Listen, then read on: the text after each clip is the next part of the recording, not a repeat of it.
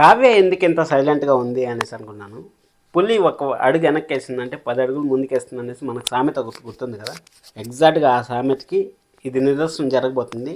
ఖచ్చితంగా నేను చెప్తాను, రాసి పెట్టుకోండి. 2 వారాల పాటు సీరియల్ అయితే రాజ్ యామిని పెళ్ళి లాస్ట్ మూమెంట్లో ట్విస్ట్ మాయ ఎపిసోడ్ మీకు గుర్తే ఉండింది కదా. లాస్ట్ మూమెంట్లో మన రాజుకి అయితే నిజం తెలుస్తుంది. ఆ నిజం తెలిసిన తర్వాత ఎలా ఉండబోతుంది అనేది మనకు స్టోరీ అయితే సెకండ్ జనరేషన్ తెస్తారా లేకపోతే రాజు ఏం చేస్తాడు అనేది మనం అప్కమింగ్ ఎపిసోడ్స్లో అయితే మాట్లాడుకుందాం. దాని గురించి కూడా నేను నిన్నే చెప్పాను.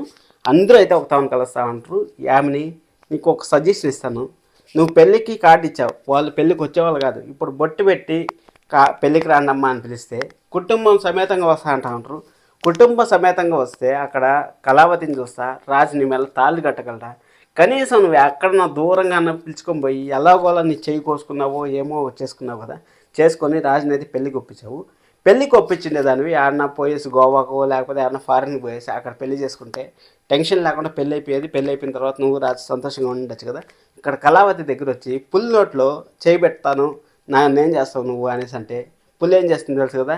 చెయ్యి నువ్వు పెట్టినది అనుకుంటావు కానీ మనిషిని మింగేస్తుంది. ఆ విషయం నువ్వు తొందరలో తెలుసుకుంటావు. ఇంక ఎక్కువ రోజులు లేదు, జస్ట్ 2 వారాలు అంటే 12 ఎపిసోడ్లు. ఖచ్చితంగా నీ కథ అయితే తెలిసిపోతుంది. మనకు ఆడ ఈరోజు సోమవారం బుధవారం పెళ్ళి అనేది చెప్పారు కదా. పెళ్ళి జరుగుతుంది, ఖచ్చితంగా జరుగుతుంది. అక్కడ కనకం గారు వచ్చి యామిని అయితే తోమతారు అనిపిస్తుంది. మామూలుగా తోమరు, అంతలా తోమతారు. ఎందుకంటే యామిని క్యారెక్టర్ మనం ఫస్ట్ నుంచి చూస్తూనే ఉన్నాం. అంటే జస్ట్ పవర్ఫుల్గా ఉన్నట్టే ఉంది కానీ అంత పవర్ఫుల్గా అయితే లేదు, 100% పవర్ఫుల్గా అయితే లేదు. ఇక్కడ రాజ్ అయితే ప్రతి క్షణం బాధపడతానే ఉంటాడు. కళావతి మాత్రం ఏదో గట్టిగానే ప్లాన్ చేసింది. బాధ అయితే మనకైతే తెలియట్లేదు. ఎందుకంటే అక్కడ ఎంత ప్రాబ్లం వచ్చింది, అసలు ఫోన్ చేయలేదు అని మాట్లాడాల్సింది. వాళ్ళు పాపం బాధపడిపోతూ ఉంటారు. అయ్యో కళావతి ఏం చేస్తూ ఉంటుంది, ఏడుస్తూ ఉంటుంది, ఈ టైంలో ఫోన్ చేయడం కరెక్టా అనేసి బామ్మగారు అపర్ణ గారు మాట్లాడుతూ ఉంటే అక్కడ కూర్చొని ఐస్ క్రీమ్ తింటా ఉన్నప్పుడు మనం ఆలోచించాల్సింది కళావతి పులి నోట్లో చేయి పెట్టింది. ఇప్పుడు యామిని ఆ పులికి తెలుసు నేను మొత్తం మింగేస్తా అనేసి, కానీ యామిని వచ్చి మనం చేయగల పెట్టిండే తీసుకునేచ్చిలే వెనక్కి తీసుకునేచ్చిలే అనేసి యామిని అయితే నాటకాలు ఆడుతూ ఉంది. చూద్దాం, మంచి ఎపిసోడ్స్ అయితే ఉంటాయి ఖచ్చితంగా. ఈ 12 రోజులు అయితే మంచి ఎపిసోడ్స్ ఉంటాయి, ఖచ్చితంగా చూడండి.